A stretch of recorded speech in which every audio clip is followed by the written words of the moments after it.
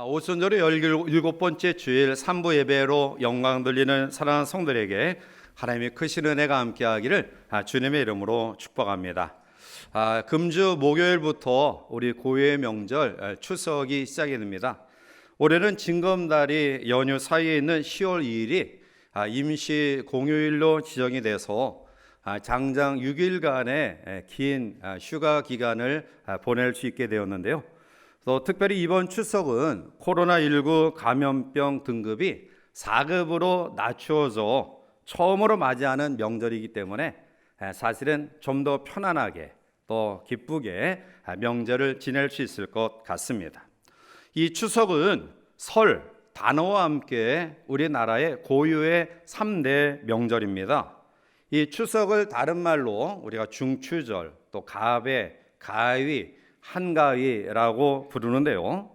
한 해의 농사를 끝내면서 가장 풍성한 오곡을 수확하는 절기이기 때문에 사실 이 추석은 절기 가운데서 가장 풍성한 명절입니다. 이 추석의 유래를 잠시 살펴보면 고대 사회의 풍농제에서부터 시작이 되었는데요.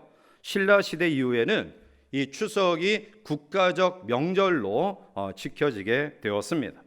신라시대 유리왕이 왕녀 두 사람을 나눠서 육부의 여자들을 반으로 나눠 7월 보름부터 한 달 동안 육부의 뜰에 모여서 배를 짜게 했습니다. 그리고 한 달 후 8월 보름이 되어 그 성적을 평가해서 진 팀에서 여러 가지 음식을 준비하여 승자에게 대접했는데요. 이때 노래하며 춤추며 온갖 놀이를 했는데 이 길쌈놀이를 가배라고 했습니다. 이 가배가 오늘날 한가위의 가위에 해당되는 것으로 그 뜻은 가운데 또는 반이라는 의미를 가지고 있습니다. 따라서 이 한가위라는 그런 말은 가을의 반, 중추의 우리의 고유의 한국식 표기입니다. 이제 이런 특별한 추석 명절을 앞두고 오늘 주일을 맞이한 성도들에게 성경 시대 가운데서 가장 평안하고 풍성했던 시대, 솔로몬 왕이 다스리던 그 시대의 놀라운 풍성함을 우리가 살펴보면서 우리의 심령과 가정과 또 우리의 교회와 그리고 이 땅과 열방에 많은 어려움과 힘듦 가운데 맞이하는 우리 추석이지만 성경 속에 나타난 이 놀라운 축복하심이 오늘 우리 가운데 임하기를 간절히 소원하면서 솔로몬에게 주셨던 축복의 내용을 같이 묵상하며 또 함께 은혜를 나누고자 합니다. 자, 그러면 성경에서 가장 태평성대를 이루며 놀라운 축복을 경험했던 솔로몬 왕과 그리고 백성들이 주신 하나님의 축복은 무엇일까요? 제일 첫 번째로는 생활의 축복입니다. 오늘 본문 20절에 유다와 이스라엘의 인구가 바닷가의 모래같이 많게 되매 먹고 마시며 즐거워하였으며 라고 말합니다. 우리가 살아가면서 행복한 삶을 많이 이야기하지만 아마 가장 기본적인 일은 먹고 마시는 이러한 삶일 것입니다. 따라서 아무리 재산이 많이 있다 할지라도 권력을 가지고 있다 할지라도 먹을 수 없고 마실 수 없다 한다면 행복한 삶이라고 이야기할 수 없을 것입니다. 따라서 우리가 먹고 싶은 것을 사 먹을 수 있는 물질, 또한 그 먹을 것이 땡기는 입맛, 그리고 우리가 먹은 것마다 다 소화시킬 수 있는 건강만 있다 한다면 이것이 아주 사소한 기본적인 행복의 삶이 아닌가 이라는 생각을 해봅니다. 물질과 입맛과 그리고 소화력이 없다 한다면 사실은 기본적인 행복의 삶을 잃어버리고 살아가는 것입니다. 제가 어렸을 때 가장 기쁘고 기다리던 날이 소풍인데요. 이 소풍 가는 날 제일 큰 기쁨은 점심을 먹는 시간입니다. 엄마가 싸주신 도시락을 꺼내서 맛있게 먹습니다. 물론 별거 아니에요. 옛날 회상해 보니까 김밥에 삶은 계란에 칠성 사이다가 전부인 것 같아요. 그런데 왜 이렇게 맛있고 왜 이렇게 즐거웠는지 감사하는 마음으로 그 도시락을 까먹은 생각이 납니다. 어느 마을에 예수 잘 믿는 할아버지가 있었는데요. 이 할아버지는 말끝마다 감사합니다, 감사합니다 라고 이야기해서 동네 사람들이 감사 할아버지라는 별칭을 주었습니다. 그런데 이 할아버지가 어느 날 장에 갔다가 소고기 한 근을 사서 그것을 가지고 돌아오는 과정 속에 돌부리에 걸려 넘어지고 말았습니다. 그런데 이 넘어지면서 놓친 소고기 한 근, 그 소중한 소고기 한 근을 지나가던 개가 물어 도망가 버렸어요. 자, 그런데 이 할아버지가 먼지를 툴툴 털고 일어나면서 감사합니다 라고 이야기하자 이것을 본 주변의 젊은이가 아니 할아버지 이 상황 가운데서 뭐가 감사합니까? 라고 묻자 할아버지가 젊은이에게 이렇게 이야기합니다. 이 사람아, 고기는 잃어버렸지만 내 입맛은 잃어버리지 않았다네. 그렇죠? 아무리 맛있는 음식이 많이 있다 할지라도 입맛이 없으면 사실은 그것은 별로 우리에게 중요하지 않습니다. 옛날 임금들의 모든 관심, 이 모든 관심은 백성들이 하루 세 끼 잘 먹느냐 여기에 관심을 가지고 있었습니다. 그래서 이 백성들의 입을 세웠죠. 손이 몇 개인지 발이 몇 개인지 중요하지 않아요. 백성들의 입을 잘 헤아려서 그것을 알아 백성들을 먹일 방도를 찾은 거예요. 자, 그래서 오늘날도 우리 백성을 조사할 때 인구조사라고 이야기하지 않습니까? 사람의 입을 조사해서 세워보는 거예요.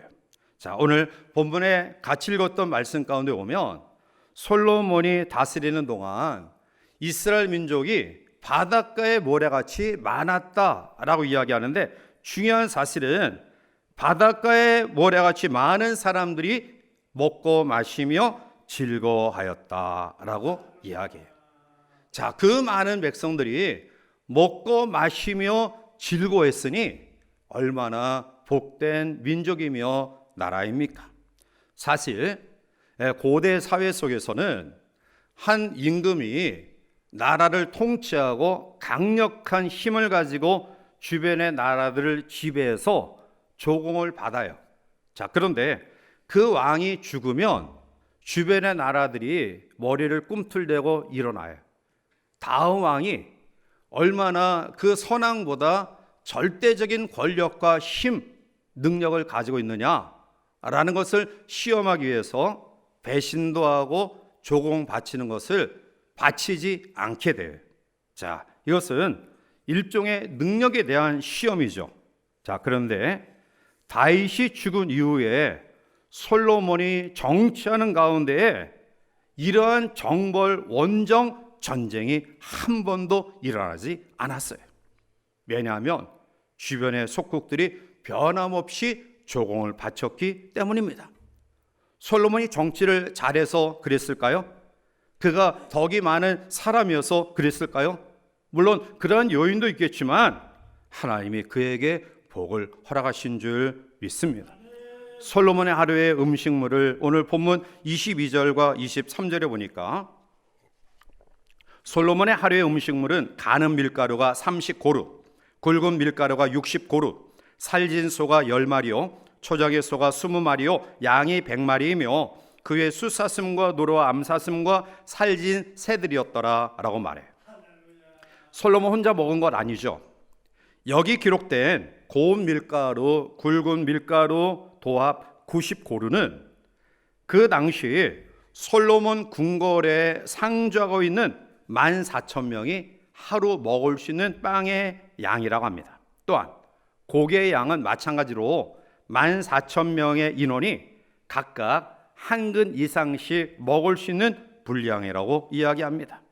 하나님은 이렇게 주변 국가들이 왕권을 이어받은 솔로몬에게 배신하고 반역하지 아니하고 끊임없이 조공을 바쳐 충성을 다짐하면서 솔로몬이 다스리는 이스라엘 나라에 넉넉히 채워주시는 은혜를 허락해 주셨습니다. 사랑하는 성도 여러분, 모처럼 오랜만에 맞이하는 추석 명절에 적어도 우리가 먹고 마시고 함께 음식을 나누는 그런 풍성한 명절이 되었으면 좋겠어요. 특히 이 땅과 이 민족이 코로나 이후에 무너진 경제에 많은 아픔이 우리 가운데 있지만, 특별히 하나님께서 우리나라 대한민국을 축복하셔서 솔로몬 시대의 생활에 놀라운 축복을 경험했던 것처럼 다시금 경제 회복을 경험하는 대한민국이 되기를 소망합니다. 두 번째로 오늘 솔로몬 시대에 주셨던 놀라운 축복은 바로 평화의 축복입니다. 자, 왕이 아무리 백성을 평화롭게 그리고 행복하게 해주고 싶어도 주변의 나라들이 도와주지 아니하면 불가능해요. 자, 우리가 왕정 시대의 역사를 보면 사울 임금은 끊임없는 투쟁 그리고 주변의 나라의 위협 속에 거했고요. 다윗은 주변의 나라들을 정복하는 정복 전쟁에 수없는 피를 흘렸어요. 자, 그런데 그 뒤를 이어 이스라엘 민족의 3대 왕으로 세워진 솔로몬 시대에는 한 번도 외침을 받은 적이 없고요. 또 다른 나라를 통해서 침략하는 침략 전쟁을 했던 경우가 없습니다. 이것은 하나님께서 그 나라를 축복하시고 인도하셨기 때문에 그렇습니다. 평화는 시스템의 문제가 아닙니다. 누가 그 나라를 다스리냐에 따라서 결과가 달라진다는 것입니다. 만약 사울 임금이 이 시대에 왕자에 있었다고 한다면 어떻게 되었을까요? 끊임없는 불안과 두려움 속에 아마 전쟁을 일으키고 주변의 사람들을 믿지 못했던 그러한 정치를 했을 거예요.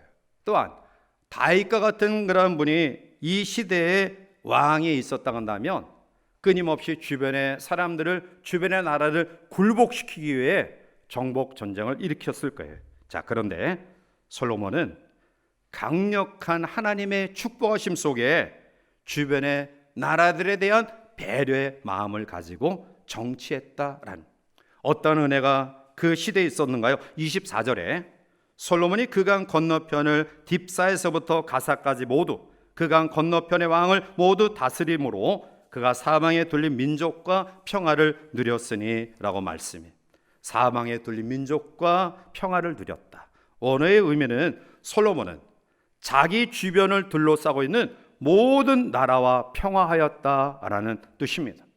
주변의 모든 나라들이 조공을 바치면서도 그들이 기꺼운 마음으로 이스라엘과 화친을 도모합니다. 그뿐만이 아니죠. 25절에 솔로몬이 사는 동안에 유다와 이스라엘이 단에서부터 부엘세바에 이르기까지 각기 포도나무 아래와 무화과 나무 아래에서 평안히 살았더라 라고 말합니다. 이스라엘 국내의 평안을 이렇게 소개합니다. 유다와 이스라엘이 평안히 살았다. 남쪽의 유다 지파와 북쪽의 11지파는 끊임없는 긴장과 경쟁 관계 속에 지내왔습니다. 그런데 솔로몬 시대는 그 경쟁과 긴장 상태에 있었던 북이스라엘의 11지파와 남유다의 한 개 지파가 편안하게 살았다. 그리고 단에서부터 부엘세바에 이르기까지, 이것은 이스라엘의 가장 북쪽 지역에 이제 상주하고 있었던 고을이 단이에요. 그리고 가장 남쪽 지역에 상주하고 있었던 고을이 부엘세바예요.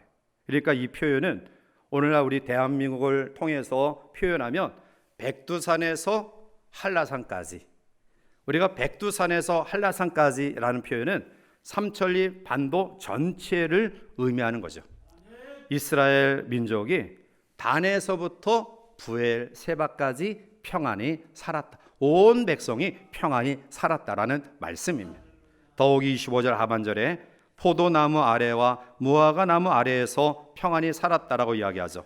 이 포도나무는, 무화과 나무는 이스라엘을 상징하는 대표적인 나무인데요. 그런데 이 포도나무와 무화과 나무는 종종 평화와 안정과 번영을 상징하는 데 사용되어졌던 나무예요. 자, 따라서 포도나무와 무화과 나무 아래에서 평안히 살았다라는 것은 그만큼 안정되게 또 평안하게 살았다라는 거죠.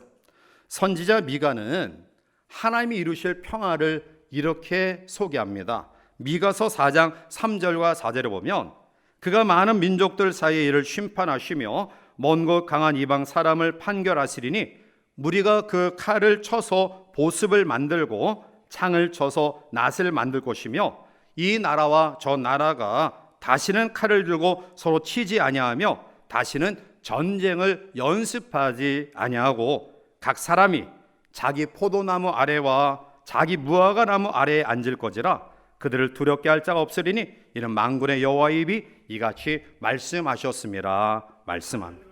즉 전쟁의 무기로 사용되는 칼과 창을 녹여서 농기구, 생활기구로 만든다라는 것입니다. 그리고 전쟁을 연습하지 않는다, 훈련하지 않는다, 전쟁을 대비하지 않을 만큼 무화과나무, 포도나무 아래에서 평안히 지낼 것이다 라고 말씀합니다. 스가랴 3장 10절에 보면 만군의 여호와가 말하노라 그날에 너희가 각각 포도나무와 무화과나무 아래로 서로 초대하리라 하셨느니라. 포도나무, 무화과나무 아래 풍성한 과일을 함께 초대해서 먹고 마시며 즐거워하는 평안을 누림을 이야기하고 있습니다. 이번 추석에 오랜만에 만나는 가족들 가운데에 이러한 화평이 있기를 바랍니다. 반목하고 또 부모님 재산 문제, 또 갈등 문제 이런 것으로 싸우지 말고요. 예수 믿는 사람들이 좀 더 화평을 도모하는 아름다운 기회가 되기를 바랍니다. 더 나아가 이 나라 민족 속에 간절히 소원함이 바로 이러한 평화가 아닌가요? 끊임없이 남과 북이 분단돼 서로의 가슴에 총구리를 겨누고 있고요. 저 북녘에 하나님을 무시하는 무신론 정권은 여전히 핵무기를 통해 한반도를 긴장으로 그리고 세계 평화를 위협하고 있습니다. 독도 문제로 여전히 일본과 계속 갈등하고 있고요. 마라도 서귀포시 남쪽에 있는 마라도 밑에 이호도 문제로 중국과 마찰 가운데 있습니다. 지난 8월에 캠프 데이비드 한미일 정상회의 이후에 또 북로 그리고 중 세 나라가 공조된 그런 모습들을 가지면서 끊임없이 진영의 긴장이 온 세계를 지배하고 있습니다. 그뿐만이 아닙니다. 코로나19 재난의 여파는 여전히 우리 가운데 머물러 있습니다. 우리 주변에 많은 기업들이 무너졌습니다. 자영업자들이 문을 닫았습니다. 그리고 실업률이 늘어나고 있습니다. 이러한 때에 우리가 어떠한 마음을 가지고 살아가야 될까요? 시편 127편 1절에 여호와께서 집을 세우지 아니하시면 세우는 자의 수고가 헛되며 여호와께서 성을 지키지 아니하시면 파수꾼에 깨어있음이 헛되도다라는 말씀을 기억하면서 하나님, 이번 명절에는 적어도 예수 믿는 믿음의 사람들을 통해 우리 모든 식구들, 친지들이 화목한 아름다운 명절 되기를 원합니다. 더 나아가 위정자로부터 모든 지도자들, 하나님을 두려워하는 경외의 마음과 또 모든 백성들이 자기 위치에서 제 역할을 감당하여 이스라엘 민족이 솔로몬 시대에 누렸던 국내적인 이러한 아름다운 평화가 이 땅과 우리 가운데 있기를 원합니다. 간절한 믿음의 소원이 우리 가운데 있기를 원합니다. 마지막 세 번째로 솔로몬 시대에 경험했던 하나님의 놀라운 축복은 지혜와 넓은 마음의 축복입니다. 오늘 29절 30절에 하나님이 솔로몬에게 지혜와 총명을 심히 많이 주시고 또 넓은 마음을 주시되 바닷가에 모래같이 하시니 솔로몬의 지혜가 동쪽 모든 사람의 지혜와 애굽의 모든 지혜보다 뛰어난지라 라고 말씀합니다. 하나님이 지혜를 구했던 솔로몬에게 지혜와 명철을 주십니다. 이미 그에게 지혜롭고 총명한 마음을 주셨다라고 열왕기상 3장 12절에 이야기하고 있고요. 오늘 우리들이 읽은 본문 30절 이후의 말씀 가운데 보면 솔로몬은 당시에 뛰어난 식물학자로 또한 문학가로서 1005편의 노래를 지었고요, 3000개의 잠언을 말합니다. 그뿐 아니죠. 솔로몬에게 건축 설계에 대한 지혜를 주셔서 우리가 잘 알듯이 솔로몬 성전을 아름답게 건축하여 하나님께 봉헌합니다. 이 지혜가 얼마나 뛰어났던지 주변의 나라들에게 전달되어지죠. 열왕기상 10장 6절 이후에 보면 스바 여왕이 솔로몬의 지혜를 이제 실제적으로 그것을 확인하고자 찾아와요. 그리고 이렇게 고백해요. 왕께 말하되 내가 내 나라에서 당신의 행위와 당신의 지혜에 들은 소문이 사실이로다. 내가 그 말을 믿지 아니하였더니 이제 와서 친히 본즉 내게 말한 것은 절반도 못되니 당신의 지혜와 복이 내가 들은 소문보다 더하도다. 복되도다 당신의 사람들이여, 복되도다 당신의 이 신하들이여, 항상 당신 앞에 서서 당신의 지혜를 들음이로다. 스바 여왕이 들은 것보다 훨씬 더 지혜로움을 보게 돼요. 그리고 그가 이야기하죠. 이렇게 지혜로운 당신의 치하에 있는 백성들이 복됩니다. 당신을 섬기는 신하들이 복됩니다. 그렇게 고백해요. 여러분, 우리가 이 땅을 살아가면서 지식과 지혜가 필요해. 그런데 지식은 그것을 우리가 얻으면 연구하면 돼요. 그러나 지혜는 하나님을 경외하는 믿음으로 하나님이 주셔야지만이 지혜로운 사람이 될 수 있습니다.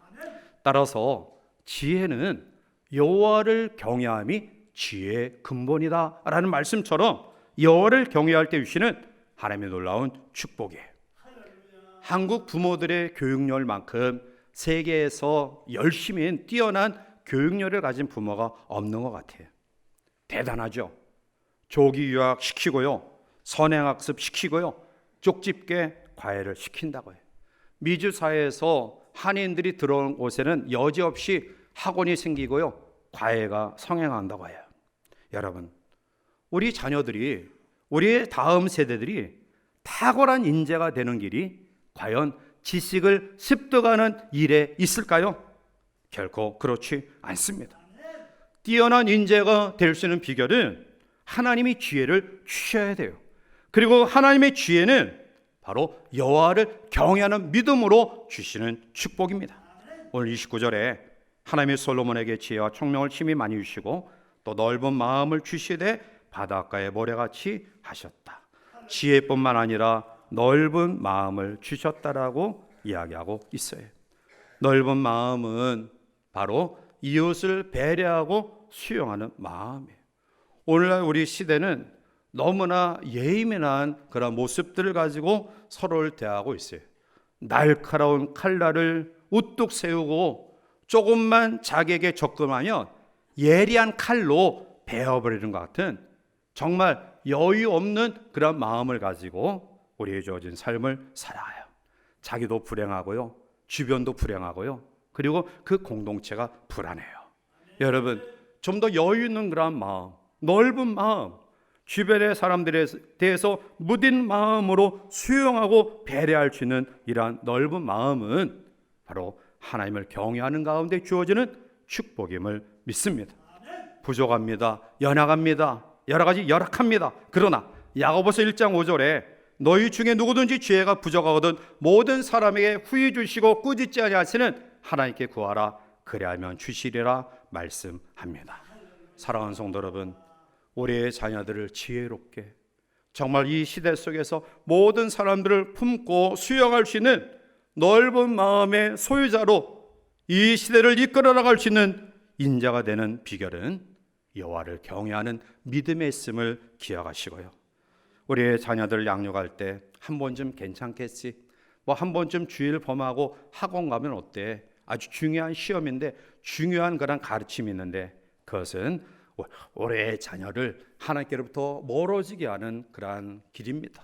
따라서 오늘 하나님을 믿는 것을 하찮게 여기는, 내가 원하는 것을 위해 신앙을 잠시 포기하는 어리석음이 아니라 정말 여호와를 경외하는 이 일에 우리 자신이, 우리의 자녀들이 하나님 앞에 믿음으로 세워져서 오늘 솔로몬이 가졌던 지혜, 솔로몬이 가졌던 넓은 마음을 통해 그 나라가 주변의 나라들과 함께 더불어 참된 평안을 누렸던 이러한 평화가 이 민족과 사랑하는 몸된 교회와 성도들에게 충만하기를 원합니다.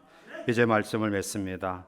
사랑하는 성도 여러분, 고유의 명절 추석, 또 코로나가 4등급으로 떨어진, 그리고 또 임시 공휴일로 설정되어서 장장 6일 동안 우리에게 주어진 이 휴가의 기간을 오늘 솔로몬 시대 백성들이 경험했던 것처럼 생활의 풍성함, 또 하나님 앞에 우리에게 주어진 모든 관계 속에서의 진정한 평화, 더 나아가 하나님의 지혜를 통해 모든 사람들을 품을 수 있는 넓은 수용의 마음을 통해 이번 추석이 이러한 마음으로 함께하는 즐거운 명절 되시길 바라고요. 더 나아가 우리나라, 내 나라, 내 조국 대한민국이 솔로몬 시대에 경험했던 이러한 놀라운 축복이 우리 가운데 임할 수 있도록 지도자를 위해서, 또 정치인들을 위해서, 아니 교회를 위해서, 우리 자신을 위해서 기도하여 하나님의 놀라운 축복을 믿음을 가진 우리를 통해 누려지는 역사가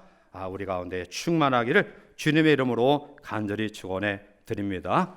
즐겁고 복된 명절 되시기 바랍니다. 기도하시겠습니다. 사랑과 은혜가 충만하신 거룩하신 하나님, 좀 더 자유롭게 오랜 기간의 그러한 명절을 보내게 되었습니다. 하나님 감사합니다. 그럼에도 불구하고 여전히 우리는 불안하고요, 또 우리는 여전히 찌들려 있습니다. 이제 이러한 것들을 좀 더 내려놓고요, 하나님이 솔로몬 시대에 주셨던 생활의 놀라운 평안이, 또 함께하는 친지들과 가족들과 이웃과의 화평이, 더 나아가 하나님의 지혜를 통해서 우리가 날카롭게 각을 세워 가족과 친지와 이웃을 바라보는 마음 다 사라지게 하시고 넓은 마음으로 수용과 배려, 이해로 이 즐거운 명절 되게 도와주시옵소서. 더 원하옵고 간절히 소원하는 것은 이 땅이 복음의 통일을 경험하기를 원합니다. 하나님께서 주신 참된 평화를 통해 세계 열방을 향하여 주의 복음과 사랑을 나누는 그러한 선진 국가로 세워질 수 있도록 위정자 이하 모든 백성들을 축복하여 주시옵소서. 주의 은혜가 우리 모두에게 영원히 함께하기를 원하옵고 예수님의 이름으로 감사하며 간절히 기도하옵나이다. 아멘.